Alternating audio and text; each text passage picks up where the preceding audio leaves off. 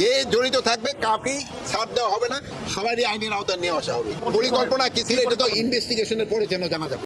আল্লাহ দিলে কোনো ধরনের কোনো শঙ্কা নাই, যদি কোনো রকমের অপকর্ম করতে চায় কোনো রকমের ছাড় পাবে না। এই জন্য আপনাদেরকে আমি অনুরোধ করব যে আপনারা সত্যি ঘটনাটা প্রকাশ করবেন।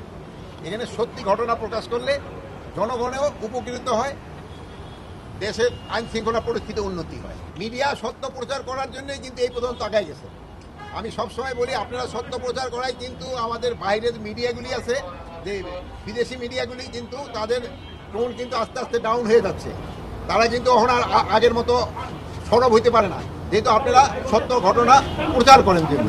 আল্লাহ দিলে কোনো ধরনের কোনো শঙ্কা নাই, কোনো ধরনের শঙ্কা নাই। আপনারা যেইভাবে সাহায্য এবং সহযোগিতা করে যাচ্ছেন কোনো ধরনের কোনো শঙ্কা হবে না। মাননীয় উপদেষ্টা, সম্প্রতি আওয়ামী লীগের বেশ কয়েকজনকে আপনারা গ্রেপ্তার করেছেন, তারা বিভিন্ন রকমের গুপ্ত কার্যক্রম চালিয়ে যাচ্ছে।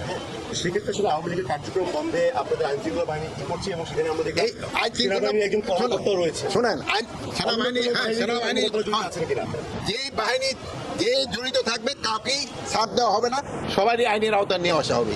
আর যেহেতু আপনারা বললেন যে তাদের কার্যক্রম নিষিদ্ধ করা হয়েছে, এবং তারাও যদি কোনো রকমের অপকর্ম করতে চায় কোনো রকমের ছাড় পাবে না। তাদের পরিকল্পনা কি ছিল? তাদের যে একটা মিটিং করলো বা এই পরিকল্পনা কি ছিল এটা তো ইনভেস্টিগেশনের পরে যেন জানা যাবে।